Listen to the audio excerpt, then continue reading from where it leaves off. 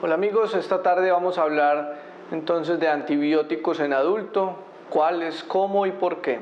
Y para empezar vamos a ver un caso clínico de la vida real. Vamos a cambiar los nombres de los protagonistas para proteger su identidad. Se trata de un hombre de 24 años que consulta porque tiene mucha tos. La queja que lleva 4 días de fiebre subjetiva, tos seca, una temperatura máxima con termómetro axilar de 37,9. Consultó 24 y 12 horas previas por urgencias, se le dio un diagnóstico de faringitis viral, se le dieron líquidos orales y se le prescribió acetaminofén. En el examen físico el paciente tiene solamente eritema en la orofaringe, no hay placas, escurrimiento posterior hialino, no había adenopatías y el resto del examen físico es normal. Continúa con el diagnóstico de faringitis viral, se le da ya no acetaminofén sino ibuprofeno, suero fisiológico nasal e hidratación oral. Entonces, como ya son las 3 de la mañana y el paciente vuelve a consulta 12 a 24 horas después, empieza a preguntar si no le vamos a formular antibióticos y empiezan los pacientes a presionar para la prescripción de antibióticos. Entonces usted es el médico de urgencias que recibe a este paciente y empieza a generarse una serie de preguntas. La principal es si solo será una gripa o si una faringitis o si es que ya tiene mejor de pronto una neumonía. Entonces viene el primer problema y es la duda diagnóstica. Usted no está seguro si el paciente tiene una faringitis o si ya es de pronto más bien una neumonía. Empieza a sentir usted compasión por el paciente porque ve que está maluco, que son las 3 de la mañana, que no se siente bien. Usted tiene muy buenas intenciones, pero de pronto no todo se vale de buenas intenciones y puede estar cometiendo errores. Usted empieza a pensar entonces en las demandas médico-legales, que si el paciente se complica lo va a demandar porque usted cometió un error, y entonces viene la pregunta del riesgo legal que está asumiendo. Ve que el paciente está pidiendo antibióticos, está presionando. Entonces usted se rinde ante todas estas presiones y cede a la hora de prescribir el antibiótico, pero elige prescribir el último que le hayan presentado el visitador médico y ojalá uno bien caro. Pero eso sí, una dosis baja porque de pronto se intoxica. Entonces toma finalmente usted una mala elección y el mejor no siempre es el último. Finalmente el paciente sale feliz con su prescripción de antibiótico, pero el paciente 2 días después ya se siente mejor y suspende el antibiótico y lo guarda en la alacena de la casa para la siguiente infección. ¿Será esto un final feliz? El paciente se recuperó, pero ¿qué pasó con la flora? ¿Qué pasó con los antibióticos? Y con todo lo que ha pasado con la prescripción de este caso clínico. Sabemos que el planeta Tierra recibe 50.000 toneladas al año de antibióticos, los cuales se vierten en las diferentes fuentes hidrográficas. Hay estudios que han estudiado, por ejemplo, la flora que hay en el pantano alrededor del río Mississippi y han encontrado gérmenes multidrogoresistentes, y estamos hablando del pantano de un río. Cuando fueron a ver qué pasaba con el pantano del río, resulta que a este se vertían residuos de muchos sitios aledaños en donde se alimentaban ganado, se hacían riegos de hortalizas y desechos de casas de familia cargados de antibióticos, los cuales impregnaban este pantano alrededor de la fuente fluvial y finalmente seleccionaba bacterias resistentes a todos estos antibióticos. El uso indiscriminado de los antibióticos no solamente ocurre en los hospitales, también ocurre en la comunidad, a partir de aquellas personas que cuando sienten un episodio febril de origen viral van a la farmacia y allí de manera irresponsable se les prescribe un antibiótico que va a tener un impacto negativo en la flora del paciente, de la comunidad, mas no va a hacer que se recupere más rápido de la infección viral. De otro lado, desde hace muchos años es bien conocido cómo se prescriben antibióticos para el engorde de animales de consumo, y es por eso que usted ve un muchacho de 18 años que llega a un hospital con una apendicitis, le resecan el apéndice y le toman un cultivo y encuentran unas pseudomonas multiresistentes. No, por Dios, y este muchacho nunca ha estado en un hospital, nunca recibió un antibiótico, ¿de dónde saca una bacteria de estas? Pues fácilmente se la pudo haber ingerido en un animal o en una vegetal que haya sido alimentado o rociado con antibióticos en bajas dosis que hacen que seleccione flora resistente en el intestino de las personas, y posteriormente, cuando presente una infección posquirúrgica, como en el caso que les comento, puede ser por un germen resistente en ausencia de haber recibido antibióticos o de haber estado con contacto hospitalario previo. Además, vamos a encontrar antibióticos en muchas cosas, en jabones, en detergentes, en cremas dentales, porque nos venden la idea que las bacterias son malas y que utilizar estos jabones y cremas y champús antibacterial va a hacer que estemos más sanos que si no los utilizáramos. Tengan en cuenta que nuestra piel y nuestras mucosas están recubiertas de bacterias bien adaptadas al cuerpo humano que compiten por espacio y por comida. Cuando usted utiliza todos estos productos antibacteriales, o cuando usted utiliza jabones o utiliza antibióticos, mata sus bacterias sensibles y bien adaptadas al cuerpo humano, dejando espacio y dejando comida para que los gérmenes nosocomiales primero lo colonicen y después lo infecten. ¿Qué pasa cuando nacemos? Al nacer, a los 2 meses de edad, tenemos un 11% de gérmenes de nuestra flora productores de beta-lactamasas. Pero a medida que crecemos, a los 6, a los 12 meses, ya casi el 90% de nuestra flora a 1 año de edad es productor de beta-lactamasa. ¿Y a qué se debe esto?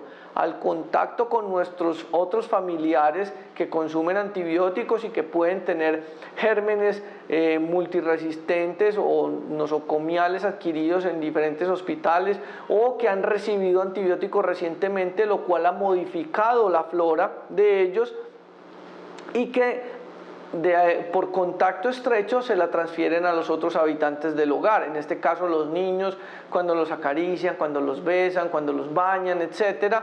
Además que muchos niños en su primer año de vida reciben antibióticos para cuadros virales, que hace que seleccionen también gérmenes resistentes.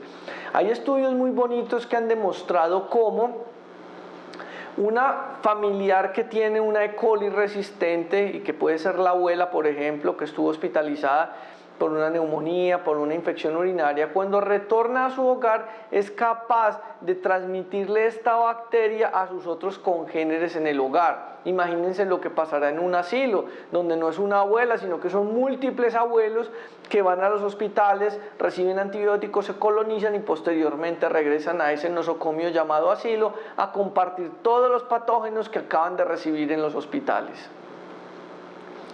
De manera que el problema de los gérmenes multiresistentes no solo ocurre en los hospitales, también ocurre en la comunidad, cuando en la farmacia nos prescriben antibióticos, cuando utilizamos jabones con antibióticos, crema dental con antibióticos, cuando comemos animales engordados con antibióticos, cuando comemos ensalada hecha fumigada con antibióticos. Todo eso va a tener un impacto negativo en nuestra flora y va a tener un impacto negativo en las infecciones que posteriormente podamos desarrollar una vez colonizados con estos patógenos nosocomiales.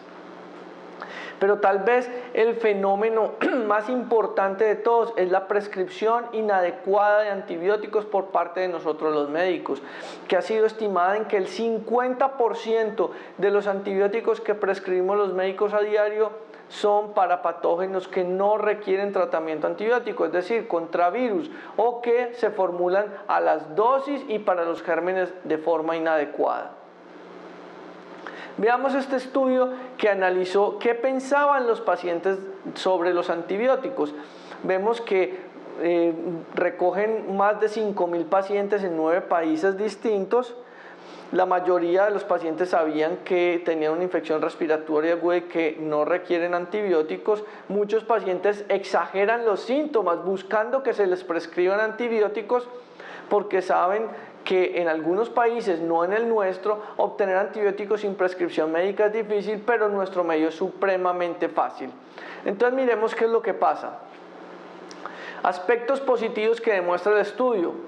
Los pacientes piensan que si les dan un antibiótico se recuperan más rápido, que los antibióticos son una cura efectiva, que los antibióticos son más potentes que los remedios más comunes como acetaminofén, AINES, analgésicos, que los antibióticos los pueden rescatar de una infección más seria. Confían en los antibióticos e incluso muchos tienen un sabor agradable, sobre todo en las prescripciones para niños. Pocos pacientes reconocen que los antibióticos pueden afectar de forma negativa su sistema inmunológico, produciendo leucopenia, por ejemplo. Pocos conocen de efectos adversos, como en el caso de los aminoglicósidos y la sordera o la afectación renal, en el caso de la clindamicina, el desarrollo de diarrea o de los brotes. Y muchos consideran que los antibióticos son misteriosos o agresivos. Miren un estudio interesante acerca del porcentaje de pacientes que finalizan el tratamiento antibiótico.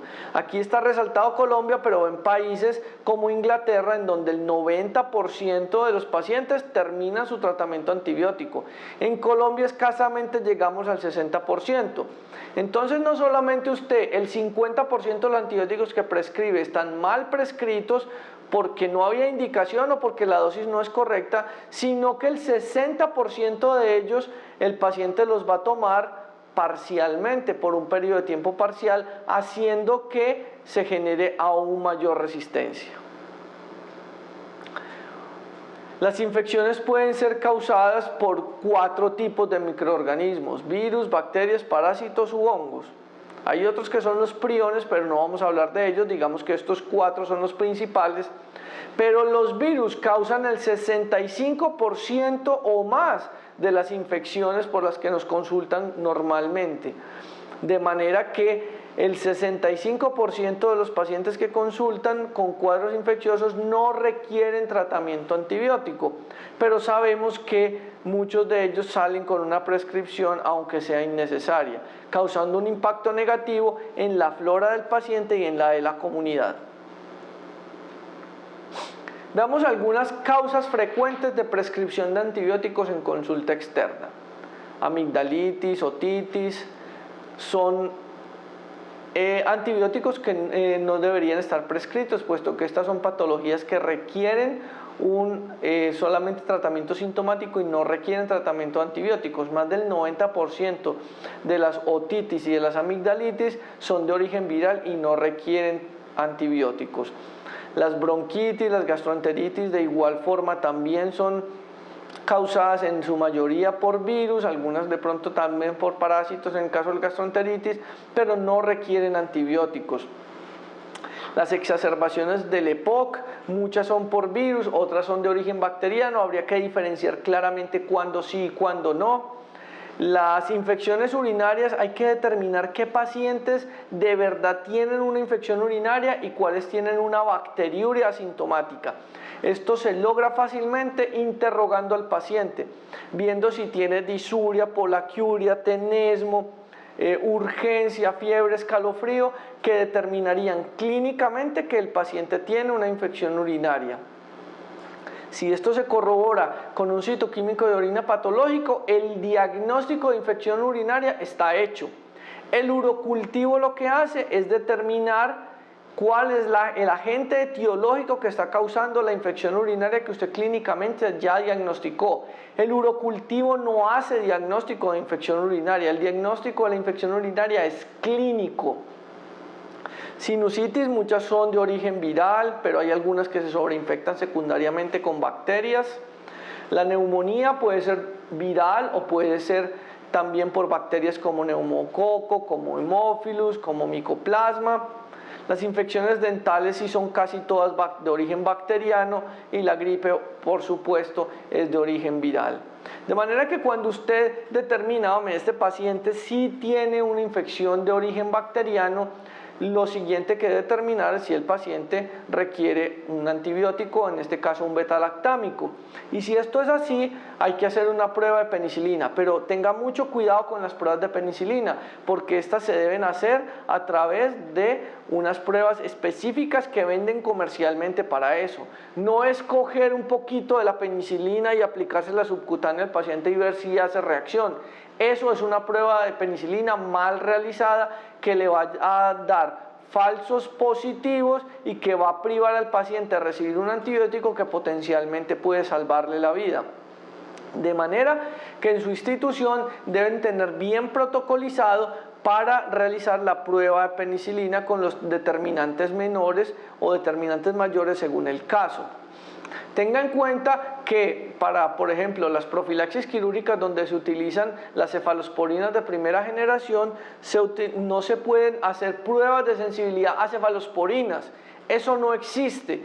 La única prueba de sensibilidad que está estandarizada es la de penicilina. No sirve tampoco entonces coger un poquito de cefazolina y aplicárselo al paciente y ver si es alérgico a cefazolina. No existe esa prueba. Eso es un invento que se han hecho en algunas instituciones para determinar si el paciente es alérgico o no a las cefalosporinas, pero esa prueba no es estandarizada y no se debe realizar. Las bronquitis aguda está determinado, como en este estudio que les presento desde los años 70, que sin antibiótico y con antibiótico se resuelven de igual manera, puesto que estos pacientes, la mayoría de los casos son de origen viral y no requieren antibiótico.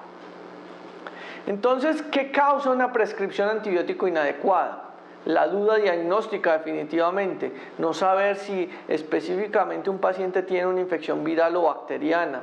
Usted se puede llenar de buenas intenciones, de favorecer al paciente, pero ojo, que formular el antibiótico no está bien hecho y puede que usted por tratar de hacer bien con la prescripción del antibiótico termine haciendo todo lo contrario, generando resistencia y generando una serie de efectos secundarios derivados de ese antibiótico que por el contrario pueden enfermar aún más al paciente. Tenga en cuenta ese riesgo legal, pero téngalo en cuenta en los dos sentidos, y es que si bien la infección bacteriana puede generar un riesgo legal si usted no prescribe el antibiótico, la prescripción del antibiótico en una infección viral puede también tener un riesgo legal si el paciente se complica como un efecto secundario del antibiótico.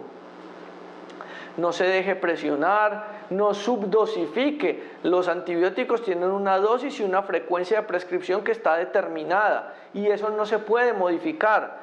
La clindamicina se debe prescribir cada 6 horas, no cada 8 horas. Los betalactámicos se deben formular cuando son intravenosos en infusión continua, no en infusión interrumpida, etc.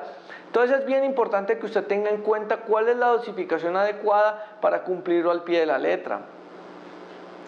Para todos es claro que a diario se nos presiona en el tiempo para que hagamos consultas cada vez más rápidas y esto puede generar que por el afán de no explicarle al paciente que el antibiótico no es necesario, terminemos formulándolo para salir más rápido del paso. Eso está mal hecho.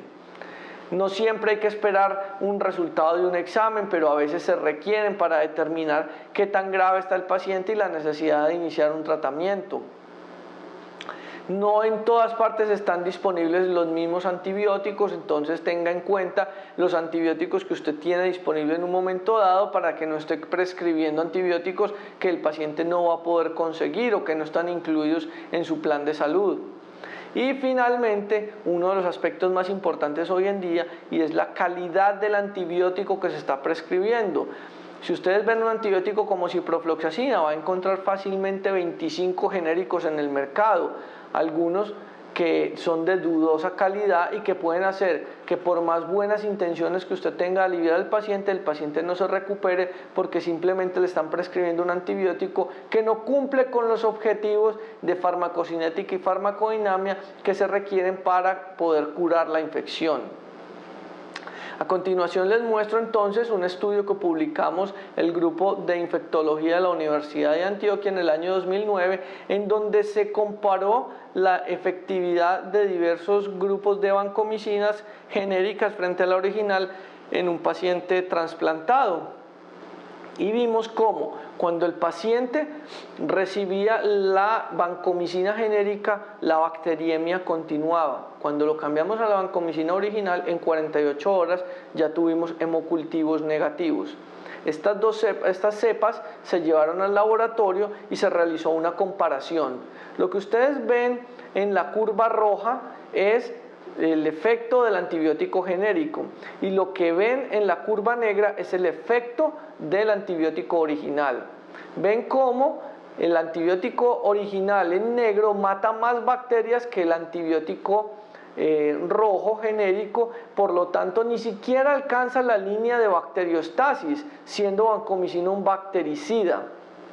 Por lo tanto, se demostró en el laboratorio cómo esta vancomicina genérica no alcanzaba a matar la bacteria como sí lo hacía la vancomicina original, siendo entonces evidencia de que este genérico en particular fallaba frente al patógeno en cuestión.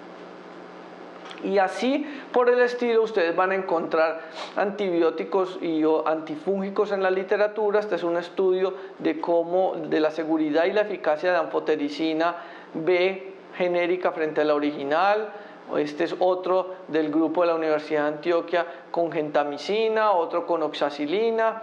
Y en general lo que ustedes van a encontrar en la literatura plagada de reportes y estudios epidemiológicos bien realizados, en los cuales se demuestra que no todos los genéricos son buenos y que cuando se comparan con el original hay muchos que fallan. Pero ¿por qué eso a veces no se nota? Porque usted le da un genérico a un paciente y no nota el fallo. Primero porque hay genéricos de buena calidad que de verdad alivian al paciente tan bien como lo hace el original. Segundo, porque puede que su paciente no tenga una infección, o sea, una infección viral que se resuelve sola. Tercero, porque el 85% de las infecciones se curan solas si el paciente tiene un adecuado drenaje quirúrgico en el caso de las infecciones o de abscesos, o porque tiene un sistema inmunológico competente que es capaz de lidiar con la infección y curar al paciente. Pero el 15% de las infecciones requieren de tratamiento antibiótico y requieren de un sistema inmunológico competente o de un drenaje quirúrgico adecuado. Pero cuando el paciente no se le puede realizar el drenaje, o cuando el paciente tiene un sistema inmunológico débil, como sucede pacientes cuidado intensivo, paciente trasplantado, paciente con SIDA, paciente hematológico o con neoplasias, dependen exclusivamente de lo que haga el antibiótico por ellos. Y en estos casos es donde uno necesita un antibiótico de muy buena calidad que nos pueda determinar si el patógeno en cuestión va a ser erradicado por el efecto del antibiótico, ya que el sistema inmunológico en estos casos no nos va a ayudar mucho. Aquí lo que van a ver en la tabla siguiente es la comparación de 17 antibacterianos intravenosos frente a más de 110 productos genéricos. Y vemos entonces el listado de los 17 antibacterianos y vemos cómo un porcentaje bien importante fallaron cuando se compararon. Vemos cómo las penicilinas, oxacilinas, ampicilinas, ceftazidima, casi todos fallaron el 100%, mientras que antibióticos como cefotaxime, los genéricos, no fallaron, el 14% de las ceftriaxonas, 40% amikacinas, y así como pueden ver en la gráfica, muchos antibióticos fallan, otros no lo hacen tanto, pero hay que tener cuidado entonces cuando se prescribe un antibiótico, no solamente en la dosis, el efecto secundario, sino también el tipo y la marca de antibiótico que estamos prescribiendo, porque de eso puede depender el fracaso o el éxito de un tratamiento de antibiótico en un momento dado. A esto añadámosle que la industria farmacéutica se ha visto desestimulada para la generación o fabricación e investigación de nuevos antibióticos. Lo que ven en la gráfica es la curva descendente en el programa de investigación de nuevos antibióticos por parte de la industria farmacéutica y por la aprobación por FDA. De manera que las bacterias son cada vez más resistentes y nosotros tenemos cada vez menos herramientas para combatirlas. De manera que lo poco que tenemos para combatirlas tenemos que utilizarlo de la manera más inteligente posible para que nos duren más en el tiempo, mientras nuevamente se ve la industria farmacéutica estimulada para la generación de nuevos antibióticos. A este problema entonces le vamos a añadir el fenómeno de resistencia que viene creciendo en la comunidad. En la gráfica podemos ver lo que sucede con el perfil de resistencias de Klebsiella pneumoniae en los últimos años y ven cómo la generación de resistencia a carbapenémicos, la generación de KPC viene en aumento en todas las latitudes y no solamente en Klebsiella, sino en otros bacilos gram negativos en donde la resistencia a varios antibióticos en los últimos años viene en aumento. Pseudomonas aeruginosa y su ya reconocida resistencia a carbapenems es otro fenómeno bien importante que también viene creciendo en nuestro medio. Estafilococo aureus, de acuerdo a los sistemas de vigilancia a nivel nacional, es un problema bien importante. La resistencia a oxacilina y otros antibióticos viene en aumento, aunque a diferencia de lo que sucede con gram negativos, todavía tenemos antibióticos como trimethoprim sulfa, como tetraciclinas, etcétera, de los cuales podemos echar mano para el tratamiento de infecciones en un momento dado. A nivel local, el grupo Germen se ha venido destacando por generar datos al respecto. Vemos en esta gráfica entonces lo que sucede con Klebsiella pneumoniae y la resistencia a carbapenémicos que viene en aumento en los últimos años, y cómo la generación de betalactamasas de espectro extendido por este mismo germen también viene en aumento. Es entonces responsabilidad de todos nosotros cuidarnos en la prescripción de antibióticos para no empeorar más aún este problema. Vemos el fenómeno de resistencia en Pseudomonas aeruginosa en nuestro medio frente a imipenem y meropenem, que es un fenómeno que viene creciendo actualmente.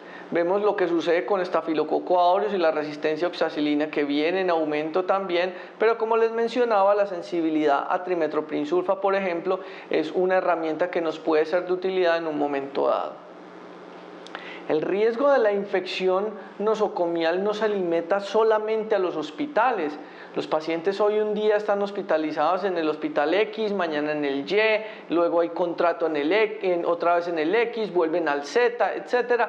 Entonces nuestros pacientes se están rotando en diferentes hospitales y en esos hospitales con diferente epidemiología se están realizando colonizaciones por diferentes patógenos y estos pacientes no se quedan a vivir en los hospitales, ellos regresan a sus hogares o van a asilos o van a unidades de diálisis o a unidades de terapia antibiótica ambulatoria donde están en contacto con otros pacientes o con familiares que pueden en un momento estar debilitados porque son trasplantados, porque tienen VIH, porque los acaban de operar o porque les dieron antibióticos para una neumonía o porque simplemente viven en hacinamiento tal que permiten que los patógenos que ellos adquirieron en los hospitales les sean transmitidos en el ambiente nosocomial o del hospicio, en este caso, llámese asilo o llámese unidad de diálisis, facilitando entonces la colonización y posterior infección.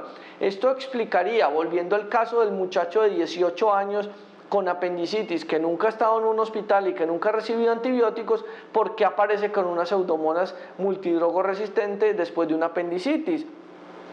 Puede ser que su abuelito con el que convive muy de cerca haya estado hospitalizado, se haya colonizado con este germen y en contacto estrecho facilita entonces que esta persona se colonice y posteriormente se infecte con un patógeno con el que nunca había tenido contacto en el ambiente hospitalario. Otro problema que tenemos, y ya les comentaba previamente, es el uso de antibióticos en animales. Vemos en esta gráfica cómo a través de los años ha cambiado el uso de los antibióticos para el engorde de los animales. Estamos hablando de cerdos, de pollos, de lo que comemos habitualmente. A pesar de la cocción, muchos de los restos de estos antibióticos quedan impregnados en esta carne, la cual consumimos y va a afectar directamente la flora de nuestros intestinos, colonizándonos de patógenos resistentes a los antibióticos con los que se engordan estos animales. Facilitando entonces además que patógenos de la comunidad, como el Staphylococcus aureus adquirido en comunidad, hoy en día sea uno de los patógenos más frecuentes de los hospitales. Entonces el fenómeno de que los patógenos del hospital llegan a la comunidad ahora se está dando a la inversa, y patógenos de la comunidad como el Staphylococcus aureus meticilino resistente ahora predomina en los hospitales, con el agravante de que es un patógeno mucho más virulento que el estafilococo de los hospitales, pero a favor tiene de que también es sensible a unos antibióticos que nos pueden ayudar en un momento dado y que no es sensible el patógeno nosocomial.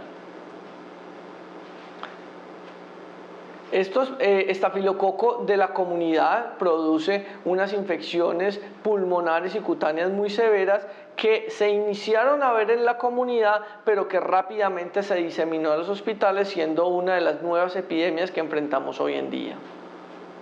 De manera que la historia de la medicina ha venido cambiando con el uso de los antibióticos. En el 2000 a.C., cuando teníamos infecciones comíamos raíces. Luego nos decían que había que rezar una oración, luego nos daban una poción, luego decían que la poción era veneno, que tomáramos una píldora, inventamos los antibióticos, empezamos a utilizar penicilina, los gérmenes se volvieron resistentes a la penicilina, entonces aparecieron las tetraciclinas, y después de toda esta vuelta, en los años por venir, creo que vamos a terminar comiendo nuevamente raíces, porque los antibióticos van a dejar de funcionar si no intervenimos a tiempo, si no lo hacemos ahora y hacemos un uso racional de los mismos.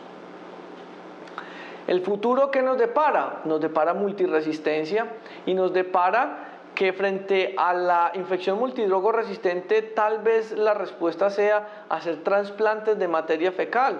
Y sí, lo que antes considerábamos un pensamiento totalmente ilógico, hoy en día es una realidad. Estamos haciendo trasplantes de materia fecal para tratar infecciones como la infección de colitis pseudomembranosa por Clostridium difficile, y es un tratamiento efectivo, estandarizado a nivel mundial, todavía no disponible en nuestro país, pero que seguramente en algún momento lo será, como sucede con casi todas estas tecnologías, pero que está tratando de darle un enfoque diferente al tratamiento de la enfermedad infecciosa, en donde ya no es dar antibióticos, sino repoblar la flora que ha sido afectada con el uso de los antibióticos, para que sea esta la que se encargue de tratar la infección y de restablecer el equilibrio de la misma.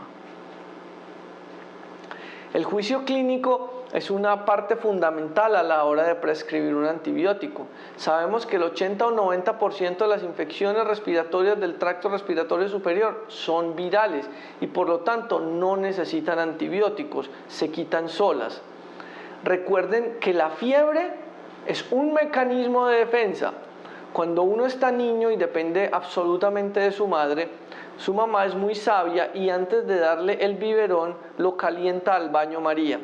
El baño María lo que hace es que ese calor mata virus y mata bacterias para darle lo más estéril posible el biberón al niño. Pues bien, cuando usted tiene fiebre, lo que está haciendo es poner su cuerpo al baño María para matar virus y matar bacterias. Cuando usted utiliza antipiréticos, está quitándose a usted mismo o a su paciente uno de los principales mecanismos de defensa antiviral y antibacteriano. De manera que la invitación es a que usted piense que la fiebre es un mecanismo de defensa. Alégrese cuando su paciente tiene fiebre, porque significa que se está defendiendo de la infección viral o de la infección bacteriana. No se la quite a menos que presente una de las siguientes complicaciones: convulsiones febriles, que tenga un accidente cerebrovascular, porque la fiebre puede aumentar el edema cerebral, que tenga una enfermedad coronaria, porque la enfermedad coronaria y la fiebre aumenta el gasto cardíaco y puede infartar su paciente, o que tenga una hipertermia maligna. En esos casos hay que bajar la fiebre. En todos los otros, deje que su paciente tenga fiebre, a menos que sea una fiebre intolerable de 40 grados centígrados, en donde usted se la puede bajar. Pero un paciente con 38,5, 39, déjelo que tenga fiebre, que eso le va a servir y le va a ayudar para combatir la infección. Y Fiebre no es igual a antibiótico. Fiebre es igual a todo un ejercicio diagnóstico de juicio clínico que nos va a lograr determinar por qué su paciente tiene fiebre, para que, controlando el origen de la misma, la fiebre se resuelva de forma espontánea. El diagnóstico de la enfermedad infecciosa es fundamental. El tratamiento empírico rara vez es necesario. Tenga en cuenta que si su paciente está en un choque séptico o está hemodinámicamente inestable, usted debe empezar un tratamiento empírico, pero primero tome muestras, tome hemocultivos, un citoquímico de orina, un cultivo de esputo, lo que sea, de acuerdo al cuadro clínico de su paciente, pero tome alguna muestra microbiológica. Acto seguido empieza un tratamiento empírico de acuerdo a la epidemiología local, a la epidemiología de su paciente, a la epidemiología de su hospital, y espere los resultados de los cultivos que ya tomó para que 48 horas después usted pueda modificar ese tratamiento antibiótico y ahí sí hacer un tratamiento dirigido de acuerdo al patógeno y a la patología que ya usted logró diagnosticar. Hay que evitar tomar muestras inútiles. Las secreciones superficiales. Usted tiene una herida quirúrgica y la herida quirúrgica se infecta y empieza a tener secreción. No tome un hisopado superficial porque ahí va a crecer de todo y usted solamente va a tener colonizantes, no necesariamente las bacterias que están infectando su herida. Por lo tanto, lleve el paciente a cirugía, abra la herida, límpiela y del fondo de la herida tome un cultivo de unidades formadoras de colonia por gramo de tejido. Todo lo que sea más de 10 a la 5 es infectante, lo que sea menos de 10 a la 5 es colonizante y por lo tanto no se trata. Evite tomar esputos de mala calidad, aquellos que son solo saliva, porque ahí va a aislar los patógenos de la boca que son flora normal. Tenga en cuenta parámetros de un esputo de buena calidad, más de 25 leucocitos y menos de 10 células por campo de alto poder. Patógeno que predomine y un patógeno que sea infectante respiratorio como neumococo o como Klebsiella pneumoniae. Si ese patógeno predomina y usted tiene un esputo de buena calidad, puede decir que el causante de su neumonía adquirida en comunidad es ese patógeno. Evite tomar hemocultivos a través de catéteres centrales o de catéteres PIC, porque esto solamente va a determinar que su paciente tiene una colonización del catéter, no necesariamente que tiene una bacteriemia asociada al catéter. Para el correcto diagnóstico de la bacteriemia asociada al catéter, usted debe tomar un hemocultivo a través del catéter y al menos 2 hemocultivos por vena periférica. Si usted logra aislar el mismo germen del catéter y de vena periférica, puede efectivamente decir que tiene una bacteriemia asociada al catéter, teniendo en consideración que el hemocultivo del catéter debe pitar al menos 2 horas antes que los de vena periférica. El urocultivo, cuando el paciente tiene una sonda, se considera que la sonda es vieja cuando lleva más de 48 horas in situ. Si la sonda lleva menos de 48 horas, usted puede tomar el urocultivo a través de esa sonda, pero lo ideal es, siempre que usted sospecha infección urinaria asociada a la sonda vesical, cambie la sonda y tome el urocultivo con una sonda nueva. Para la terapia empírica, una vez el paciente está inestable o usted ya tomó las muestras y debe empezar algún tratamiento, debe tener algunas consideraciones. El primer paso y el más importante es tome muestras microbiológicas para que después usted, el laboratorio, le traiga un cultivo que le permita modificar en el camino su tratamiento de acuerdo al aislamiento. Hágase algunas preguntas. De acuerdo al cuadro clínico de su paciente, es una neumonía, es una bacteriemia, es una infección urinaria, ¿cuál es el agente etiológico más probable? ¿Dónde está ubicado el germen? ¿Está en el pulmón, está en el riñón, está en los tejidos blandos, está en el hueso? ¿Cuál es el antibiótico de elección para el agente más probable? Entonces hay antibióticos que funcionan muy bien contra gram positivos, otros contra gram negativos. ¿Cuál es la mejor opción y la menos tóxica? Porque usted no le va a dar una aminoglucosia a un paciente con una infección urinaria, porque ya el riñón está enfermo por la infección y usted además le va a dar otro golpe con un antibiótico que es nefrotóxico. Tenga en consideración que el antibiótico sí penetre al sitio de la infección, por ejemplo, próstata, sistema nervioso central. No todos los antibióticos penetran bien a esos sitios anatómicos, entonces fíjese que el antibiótico sea para el germen correcto y que penetre al sitio donde ocurre la infección. Cuando usted tenga todas esas respuestas, entonces ahí sí, haga una elección terapéutica e inicie su tratamiento empírico a la espera de que el laboratorio le informe los resultados microbiológicos que finalmente van a permitir una terapia antibiótica dirigida. El éxito terapéutico entonces va a depender no solamente que el antibiótico llegue al sitio de la infección, sino que usted logre alcanzar concentraciones bactericidas del mismo con una mínima toxicidad. Esto hace necesario entonces que usted conozca parámetros de farmacocinética y farmacodinámica del antibiótico que está prescribiendo. Tenga en cuenta primero que todo ¿qué es la MIC? La concentración inhibitoria mínima. Es la concentración que inhibe el 50% de una población bacteriana. Varía con cada germen y con cada antibiótico.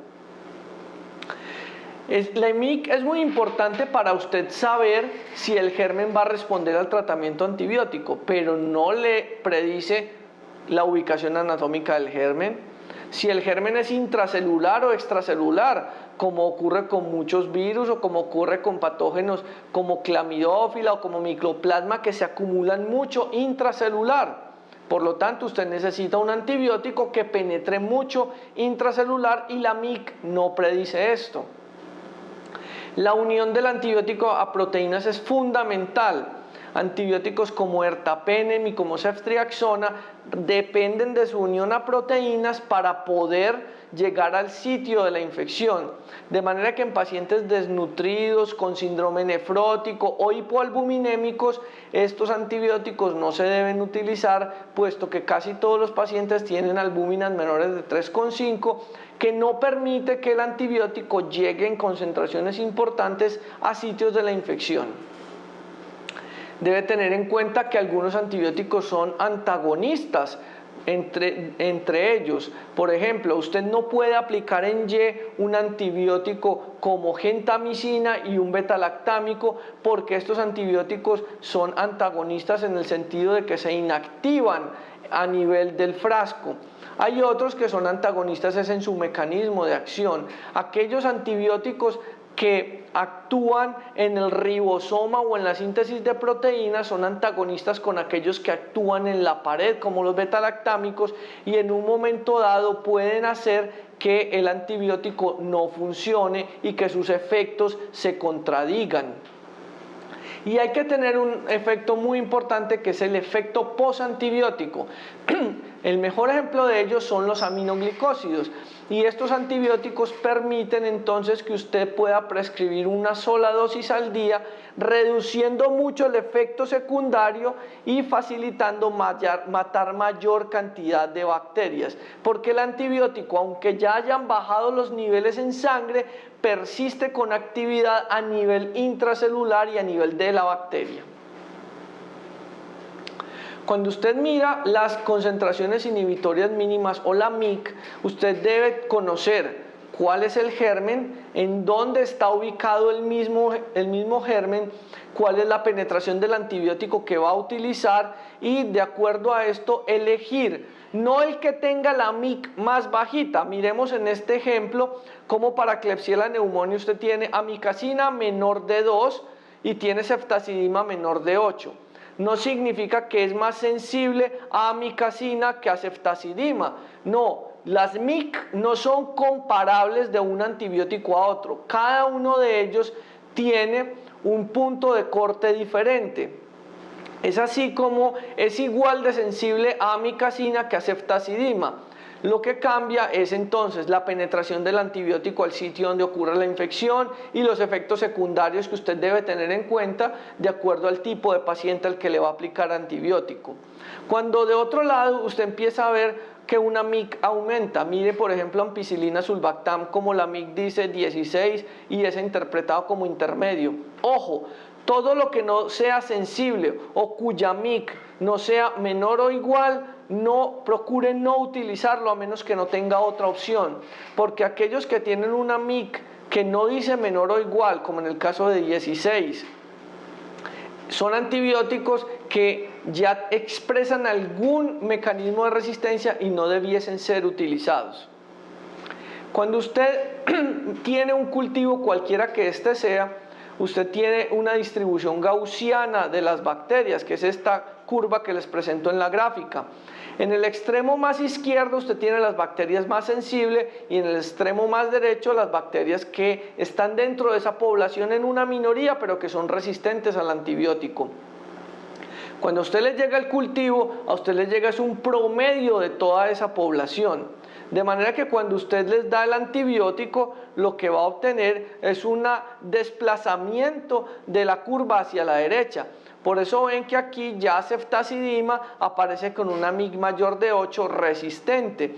Y es que la bacteria no es que se haya vuelto resistente, sino que simplemente la bacteria se seleccionó la curva, se desplazó la curva hacia la derecha y ahora la población que predomina es la población más resistente de esa curva gaussiana que les mostraba previamente.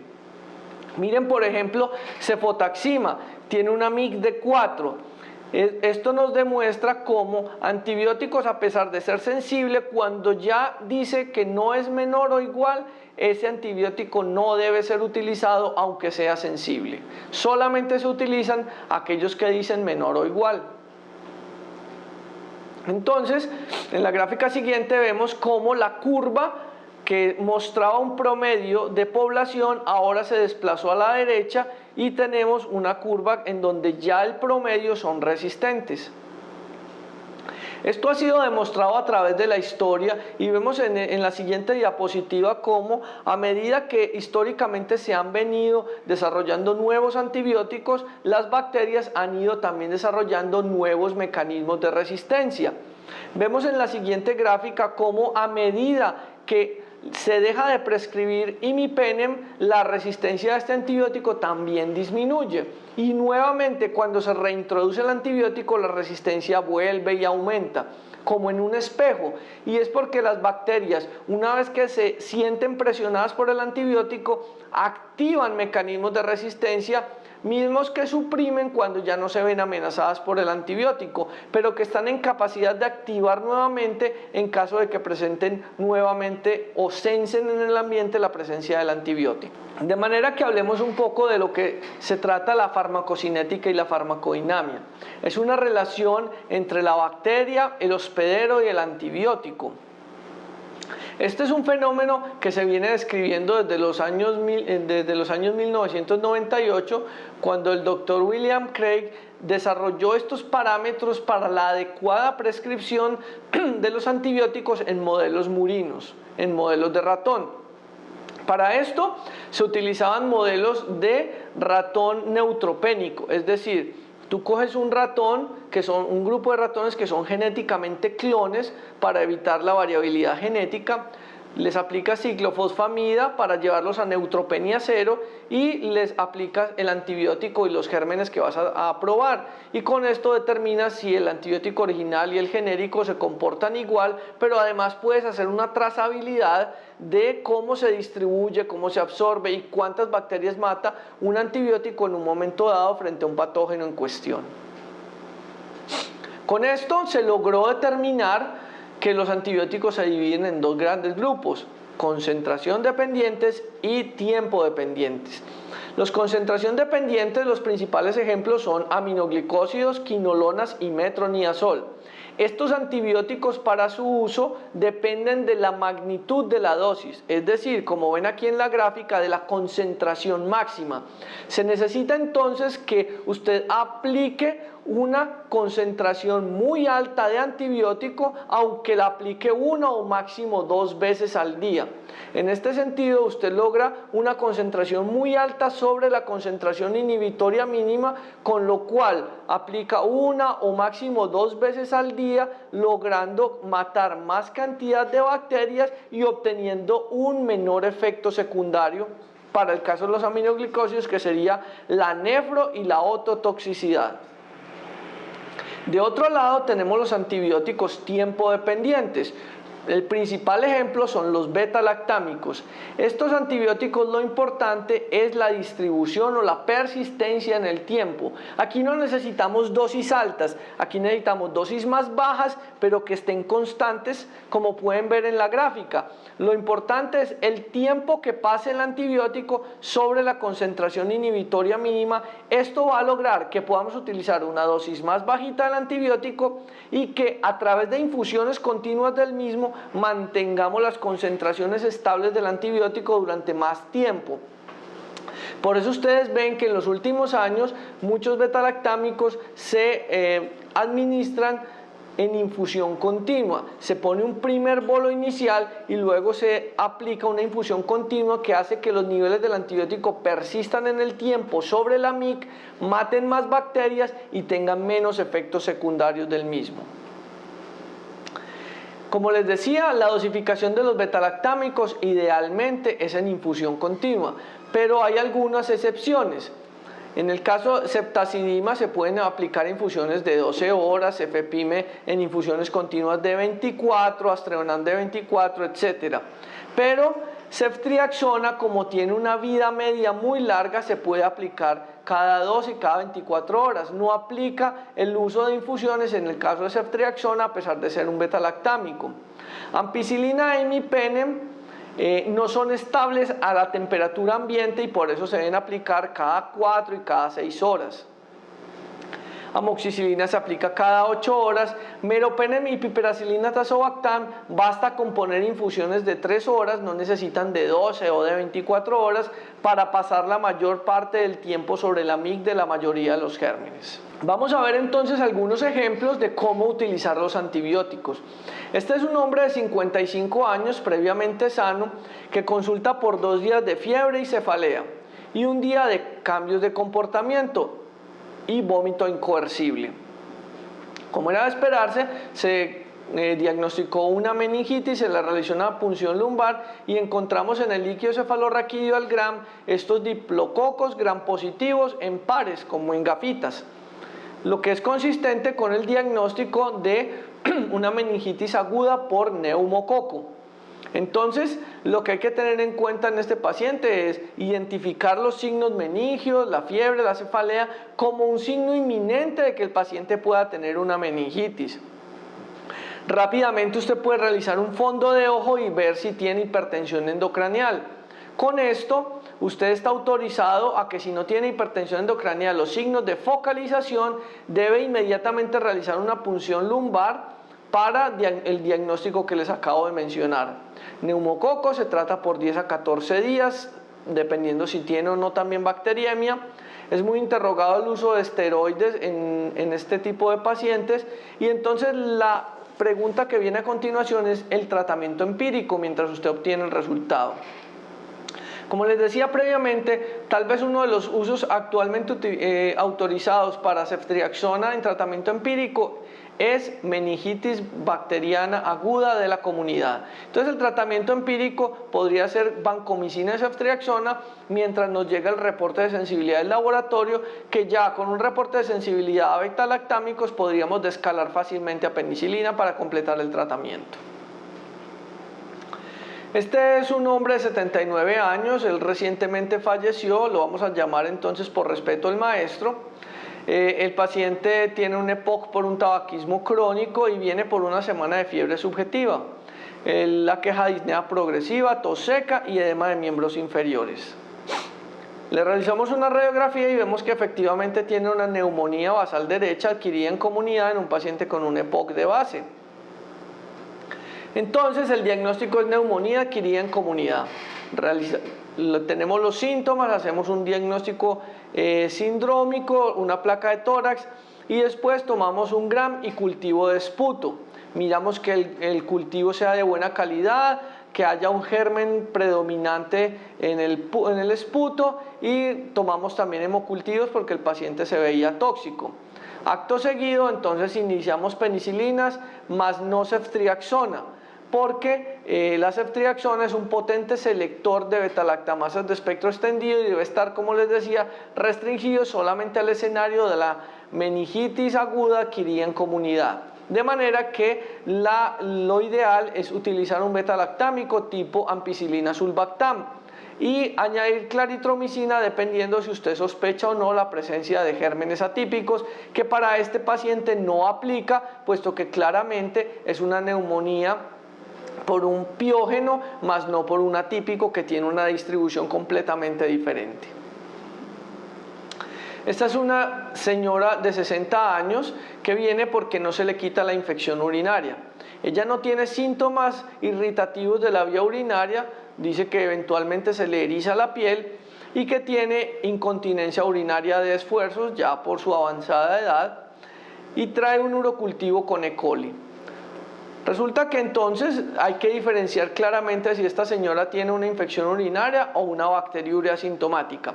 En este sentido, los síntomas es lo fundamental.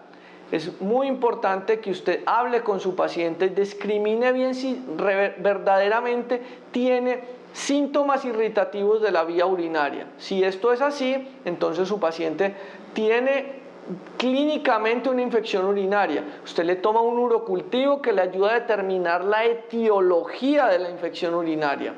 Pero si su paciente no tiene síntomas irritativos de la vía urinaria, no se confunda realizándole un urocultivo, porque va a pasar esto, y es que la paciente tiene una bacteriuria asintomática, va a estar buscando antibióticos que no necesita, generando mal uso de los mismos y resistencia bacteriana. Por lo tanto, antes de pensar en el urocultivo, primero interrogue al paciente a ver si tiene síntomas de infección urinaria, y si tiene los síntomas, haga un citoquímico que le corrobore que efectivamente tiene piuria y bacteriuria, y acto seguido tome el urocultivo.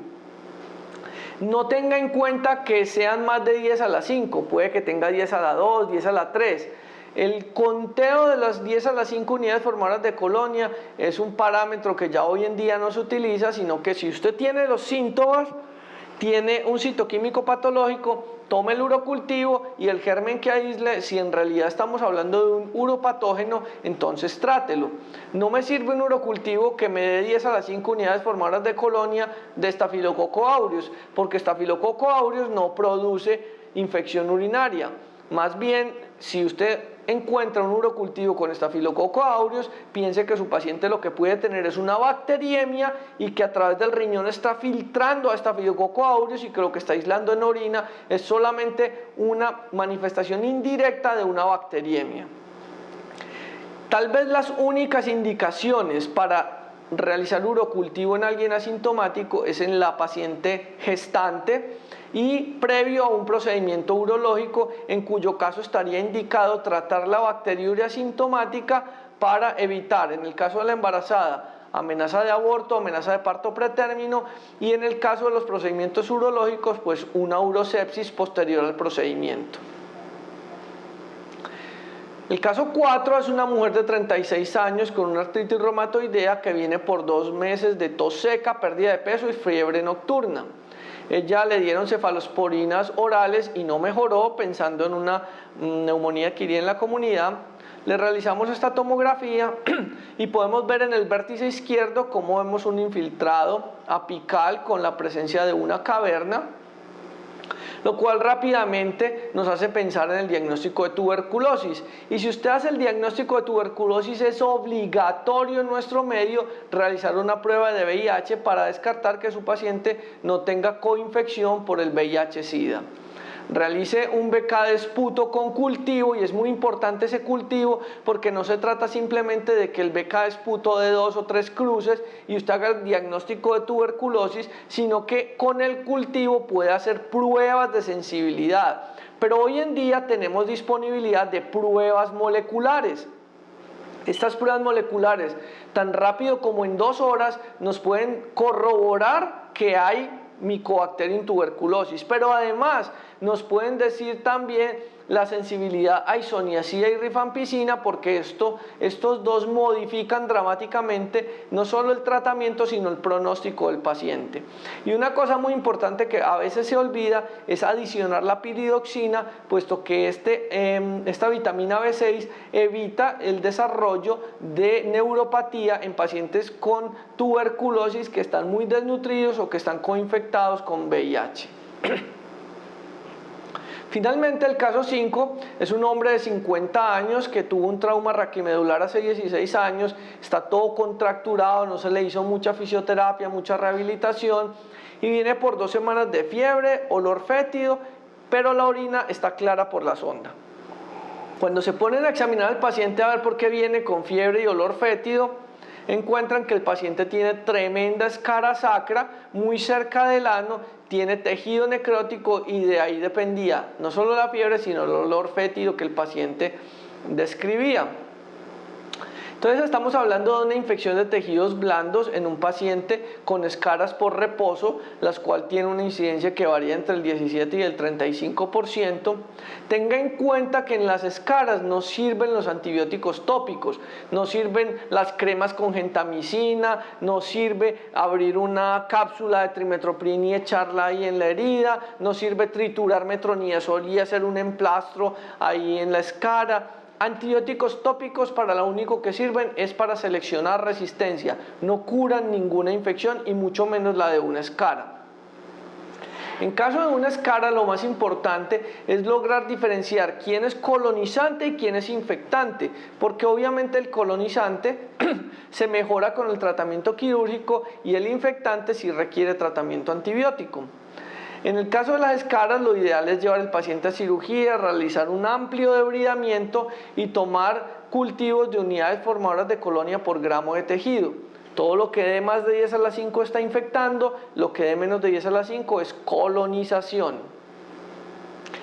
En caso de que el paciente tenga hueso expuesto, inevitablemente va a tener osteomielitis crónica. Las osteomielitis crónicas para su diagnóstico requieren diagnóstico a través del cultivo del hueso. No me sirven los cultivos de fístulas, no me sirven cultivos superficiales. En el pie diabético se consideran que todas las infecciones son polimicrobianas y siempre que vea tejido necrótico u olor fétido, piense que inevitablemente en el 100% de los casos hay compromiso por anaerobios y aunque usted no los tenga en el cultivo, debe tenerlos en mente a la hora de prescribir su antibiótico que tenga efecto antianaerobicida. En los casos de las escaras del área sacra muy cerca del ano, tenga en cuenta que el paciente cada que defeca va a defecar 10 a la 13 unidades formadoras de colonia de enteropatógenos y que ningún antibiótico está diseñado para erradicar tal cantidad de bacterias. De manera que este paciente requiere derivar la vía del colon a través de una colostomía para que a través de curaciones, injertos, lavados y antibiótico usted pueda finalmente cerrar la escara y más adelante volver a reintroducir el colon. El tratamiento de las infecciones de tejidos blandos va a depender si es una celulitis, una erisipela que sale con 7 días de antibiótico o si es una osteomielitis o las escaras que requieren hasta 6 semanas de tratamiento. De manera que la invitación, amigos, es a que hagamos más diagnóstico etiológico, mucho menos antibióticos empíricos para que podamos lidiar y tratar de evitar el fenómeno de la resistencia que ya nos tiene hasta el cuello, pero que aunque estemos hasta el cuello debemos seguir luchando porque la fiebre no es un indicativo de que el paciente requiere ceftriaxona o algún otro antibiótico, sino que requiere investigación, diagnóstico etiológico y tratamiento dirigido.